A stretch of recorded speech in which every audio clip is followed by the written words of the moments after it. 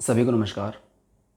आज बात करेंगे राज कॉमिक्स की तरफ से प्रकाशित सबसे बड़ी श्रृंखला सर्वनायक की दशम खंड यानी कि 10th पार्ट, 10वां जो भाग है उसका सर्वव्यूह है। ये एक्चुअली 11वां कॉमिक्स है क्योंकि सर्वनायक में युगांधर नाम से आधार खंड भी है और इसमें अब तक 15-16 भाग की जो है अनाउंसमेंट्स हो चुकी है और अभी भी ये कथा जारी है। कब इसका एंड होगा हमें नहीं पता, कितने इसमें टोटल सीरीज आएंगी। मेरे हिसाब से 19-20 के करीब इसमें कॉमिक्स ज़रूर होंगी। 10वें खंड की बात करते हैं। इससे पूर्व मैं सर्व आगमन का रिव्यू कर चुका हूँ। ये उसका एक संग्राहक संस्करण है जो राज कॉमिक्स बाय मनोज गुप्ता जी की तरफ से देखने को मिल जाता है हमें। सर्वनायक की 2020 तक, या मैं बोलूँगा जब तक कि राज कॉमिक्स 1 था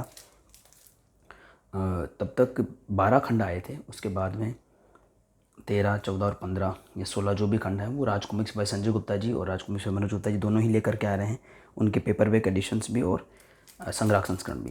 तो ये संग्राहक संस्करण पुराने वाले ही हैं जो रिप्रिंट किए गए हैं राज कॉमिक्स बाय मनोज गुप्ता जी की तरफ से, और संजय गुप्ता जी इनके पेपरबैक्स लाए हैं, संग्राहक संस्करण नहीं लाए हैं। तो पेपरबैक्स का मूल्य 220 रुपये है और राज कॉमिक्स बाय मनोज गुप्ता जी की तरफ से जो पेपरबैक आए उनका मूल्य 170 रुपये है। 96 यानी कि 96 पेजेस हैं। पहले इनका मूल्य 160 रखने का विचार किया गया था, लेकिन वो काफ़ी पुराना विचार था और उसको काफ़ी लंबे समय तक 4 से 5 महीने के पीरियड में उसे बदल दिया गया। अभी 170 रुपये है। और राज कॉमिक्स बाय मनोज गुप्ता जी की तरफ से सर्वनायक के जो ये 12 कॉमिक्स रिप्रिंट किए गए हैं, या मैं बोलूँगा एक बार 11 बोल देता हूँ क्योंकि 12वां जो कॉमिक्स था सर्वर्ण वो पहले ही वो रिप्रिंट कर चुके हैं, लेकिन युगांधर को मिला ले फिर 12 कॉमिक्स हो जाते हैं 11 खंड के साथ में। तो 11वां खंड ये है सर्वप्रलय। तो 11वें खंड और इन 12 कॉमिक्स को अगर शामिल कर लिया जाए तो राज कॉमिक्स बाय मनोज गुप्ता जी की तरफ से हमें 3 सेट देखने को मिले थे। सर्वनायक सेट 1, सेट 2 एंड सेट 3। तो सेट 1 एंड सेट 2 का विचार 160 रुपये का था पेपरबैक का, लेकिन जब वो आए तो 170 रुपये लिए गए हमसे और उस पर यहाँ पर हमको ब्लैक कलर की स्ट्रिप्स चिपकी हुई मिली, या जो प्रिंट हुआ वो मिला।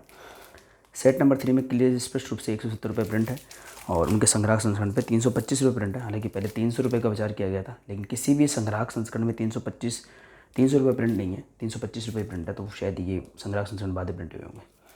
बात करते हैं डिफरेंस की, तो ये पेपरबैक और संग्राहक संस्करण के कवर में आपको थोड़ा सा डिफरेंस दिख रहा होगा। यहाँ पर ये जो कर्व है रेड कलर का सा, जो इसकी विशेषता रहा है वो इसमें नहीं है। इसमें मेन आर्टवर्क पे ज़्यादा जोर दिया गया है और संग्राहक संस्करण का जो तो ये लुक है थोड़ा अच्छा लगा मुझे, क्योंकि इसमें देखिए इस कर्व की वजह से भेड़े के ऊपर का जो आर्ट है वो दब गया है, थोड़ा सा बेटर नज़र आता है और थोड़ा जूम होता है। ये सभी के सभी जो संग्राहक संस्करण बनाए हैं मनोज गुप्ता जी की टीम ने, उसमें आर्ट को थोड़ा जूम कर दिया गया है। आप इन माया, ये जो है माया का जादू में हमें देखने को मिली थी, तो आप इसका जो आर्टवर्क देख के पता लगा सकते हैं कि थोड़ा जूम किया गया है, तो अच्छा फील देता है संग्राहक संस्करण एक। और रही बात क्या विशेषताएं इसमें, तो संग्राहक संस्करण में आपको एक हार्ड बाउंड कवर मिल जाता है और एक बुकमार्क मिल जाता है और इस तरह से पॉली बैग में ये रैप आता है। पेपर बैग पॉली बैग में रैप नहीं आता, वो मैंने अपने लेवल पर कर रखा है ताकि मॉइस्चर में जो है कॉमिक्स ख़राब ना हो। ये है, और इस साथ में जो है बुकमार्क मिल जाता है, येलो पेजेस मिल जाते हैं। और इधर का जो इनसाइड फ्रंट को बैक कवर के इनसाइड जो ऐड वगैरह होते हैं वो फिर हमको नहीं भी मिलते, ये भी इसमें एक विशेषता आती है। तो ये है भाई सर्व व्यू। 10वां कॉमिक्स है, 11वां कॉमिक्स है, सॉरी 10वां पार्ट है। और ये अनअवेलेबल था पहले जो मेरे पास, जो इससे पहले ओरिजिनल सर्वनायक सीरीज़ थी तो उसके कुछ पार्ट्स अनअवेलेबल थे और इसकी आगे पूरी होने की कोई गुंजाइश भी नहीं थी। इसी वजह से मैंने सारे पार्ट सेल आउट या गिव अवे या गिफ्ट जो भी है वो सब कर दिए थे। अब मैंने फ्रेश पूरा मनोज गुप्ता जी वाला कॉम्बो कंप्लीट ले लिया है मैंने इन 10-12 कॉमिक्स का। ये कॉमिक्स मेरे पास अवेलेबल नहीं था, मैंने पहली बार इसको अभी देखा है इसी रिप्रिंट में और बहुत अच्छी स्टोरी है।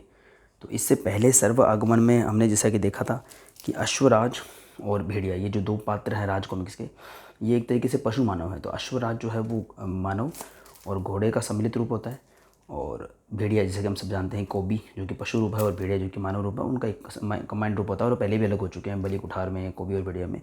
तो ये दोनों अलग हो जाते हैं। इससे पहले की कॉमिक से द्वंद्व चल रहा है, इनके बीच में प्रतियोगिता चल रही है और अपने अस्तित्व की खोज में जाते हैं। एक नेबुला नाम का एक ग्रह सा होता है, जिसमें ग्रह क्या होता है कि सूचना का भंडार होता है, डाटा का स्टोरेज होता है। तो वहाँ जा कर के इनको अपने अस्तित्व की तलाश करनी होती है। इनमें से भेड़िया का ये रूप रौद्र होता है जो कोबी वाला रूप है, और अश्वराज का ये जो मानव वाला रूप है काफ़ी रौद्र होता है। ये काफ़ी लड़ाई झगड़ा करते हैं और उस चीज़ को समझ नहीं पाते हैं। और ये जो सौम्य रूप होते हैं इनके, सौम्य ऐसा नहीं कि कमज़ोर, सौम्य में लेकिन समझदार और ताकतवर भी।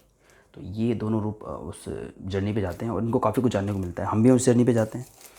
सर्वव्यूह में वो जर्नी दिखाई गई है भेड़िया के अस्तित्व की बात भी करी गई है, जो कि हमने कई बार इसको रिविजिट करा है, चाहे कोबी और भेड़िया हो, चाहे बलि कुठार हो, भेड़िया वंश हो, पत्थर को भी पत्थर भेड़िया हो, इवन अमर प्रेम श्रृंखला हो, वन रक्षक सीरीज हो, कई बार इसके ओरिजिन को खंगा लगाया। इवन अभी जो एक लेटेस्ट आ रही है दोषपूर्ण श्रृंखला संजय गुप्ता की तरफ से, उसमें भी ओरिजिन खंगा लगाया है।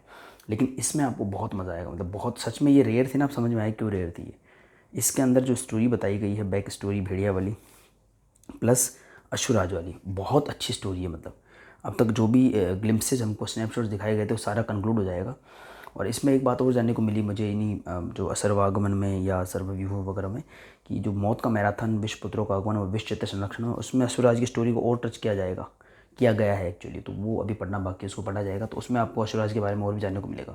तो सर्वनायक में सर्वागमन जो कि नवम खंड है 10वां कॉमिक्स है वहाँ तक, प्लस आपको सर्वनायक विस्तार में जो स्टोरी आपको नरेट की गई है, अश्वराज है या भोकाल वगैरह है, उस सब का कंक्लूजन इसमें है। मतलब वो सब पढ़ करके इनके हिसाब से, इन कॉमिक्स के हिसाब से, मतलब आप वो पढ़ चुके हैं, प्लस आप सर्वनायक विस्तार के 3 पार्ट पढ़ चुके हैं, तब आपको बहुत बहुत एंगेजिंग लगेगी। मतलब बहुत अच्छे से लिखा गया है इस कॉमिक्स, बहुत मुझे काफ़ी पसंद आई। तो सर्वव्यूह में दोनों ही मतलब क्लैपिंग के हकदार है, मतलब बहुत अच्छे से किया गया है। और इवन जब ये स्टोरी आती है ना, अश्वराज वाली स्टोरी आती है या फिर भेड़िया वाली स्टोरी आती है, तो मन नहीं करता कि दूसरा पार्ट भी आए इसमें आए। जैसे कि नक्षत्र वाला जो सीन चल रहा है इसमें, एक तो यहाँ पे ये चल रहा है, प्लस पृथ्वी पर जो है, क्योंकि अभी चीज़ें अनअवेलेबल हो गई हैं। जो जितने भी हमारे नायक हैं, चाहे भूतकाल के हों चाहे वर्तमान काल के, वो सारे सर्वनायक प्रतियोगिता में व्यस्त हो गए हैं।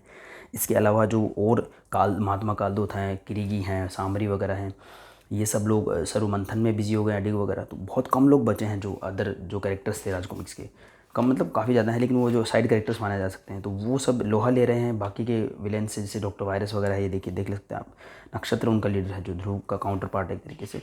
तो नक्षत्र को काफ़ी समस्याओं का सामना करना पड़ रहा है, बहुत सारे विलेन है, इसको संभालना मुश्किल है, क्योंकि परमाणु के विलेन भी हैं इसके अंदर, तिरंगा के विलेन भी हैं, सबके विलेन इसमें आपको देखने को मिलेंगे। पर वो स्टोरी भी काफ़ी अच्छी है, उसमें अल्केमिस्ट भी देखने को मिलता है, जो सुपर ध्रुव की कॉमिक्स गुप्त में देखने को मिला था। बहुत सारे विलेन सामने आ रहे हैं, फ्लैश गैंग वगैरह है, जो तुरुपचाल वगैरह देखने को मिले थे। तो वो सब इतनी अच्छी स्टोरी तो भी ना वो इंटरप्ट करती है। मतलब जब आपको भेड़िया और अश्वराज की स्टोरीज में देखने को मिलेगी तो मन करेगा कि कोई और स्टोरीज को इंटरप्ट ना करें। नक्षत्र वाली स्टोरी भी मुझे मज़ा नहीं आ रहा था, कह रही इंटरप्ट कर रही है। तो खैर बहुत शानदार स्टोरी है इसके अंदर, दोनों के ही ओरिजिन को बहुत अच्छे से खंगाला गया है। और वल्लभ और आलार, जो मैंने आपको पहले बताया था कि अश्वरूप जो है वो वल्लभ है और मानव रूप आलार है, वो एक्चुअली अश्वराज के पूर्व जन्म की बातें बताई गई है। मतलब इसके अंदर ये जो स्टोरी तो मुझे लगा सेम अश्वराज ही है वो, और एक सेंस में अश्वराज ही है वो। तो वो वल्लभ और आलार वाली स्टोरी को और अच्छे से खंगाला गया है। वो एक युवती से दिखाते हैं जो एक अश्व का वध करती है, तो वो वध क्यों करती है पूरा इसे समझा गया, मतलब बहुत अच्छे से डिटेल में समझा दिया गया है। इसको पढ़ने के बाद आपको ये जितना भी मौत का मैराथन वाली स्टोरी है, इससे पहले जो सर्वनायक स्टोरी में जो भी अश्वराज की जो भी पुरानी स्मृतियाँ दिखाई गई है, वो बिल्कुल भी आपको परेशान नहीं करेगी। यहाँ पर तिलिस्मदेव और तिरंगा, ये दो ऐसे नायक हैं। ये तिरंगा वर्तमान काल के हैं, तिलिस्मदेव पूर्व काल के हैं। इन दोनों ने अपनी मर्जी से प्रतियोगिता को क्विट कर दिया था। तिलिस्मदेव ने क्विट इसलिए कर दिया था क्योंकि वो शक्ति से लड़ना नहीं चाहते थे विश्व के हित के लिए, और तिरंगा ने क्विट इसलिए कर दिया था क्योंकि वो अपनी मेमोरी से फंस गए थे। अदरवाइज वो प्रतियोगिता तिरंगा जीत रहे थे, 2 प्रतियोगिता ऑलरेडी जीत चुके थे 3 में से। तो उनको क्या दंड मिलता है काल मूर्ति के द्वारा, वो भी थोड़ा थोड़ा आपको एक फ्लेवर दिया गया, मतलब शुरुआत तो नहीं की गई है। तो खैर इसमें तो मेन तो स्टोरी वही है, और उसके अलावा नक्षत्र वाली स्टोरी चल ही रही है, और आगे ये कथा जारी है सर्वप्रलय में। सर्वप्रलय का मुझे काफ़ी वेट है पढ़ने का, मतलब ये पढ़ी है सर्वप्रलय, क्योंकि इसमें गोजो और सुपरकर्ण ध्रुव की लड़ाई दिखाई जाएगी। सुपरकर्ण ध्रुव जो हमारा मतलब one of the best character of Raj comics है, बहुत ही मोस्ट अवेटेड कॉमिक्स है सर्वप्रलय। और इसके बाद सर्वरण और सर्वग्रहण, ये जो कॉमिक्स आ भी चुकी हैं, इवन सर्व आयुध भी रिलीज़ कर चुके हैं मनोज गुप्ता जी। तो मैंने हालांकि संजय गुप्ता जी ने कॉम्बोज ऑर्डर किए हैं, तो उसमें आपको ये स्टोरी कंटिन्यू दिखती है।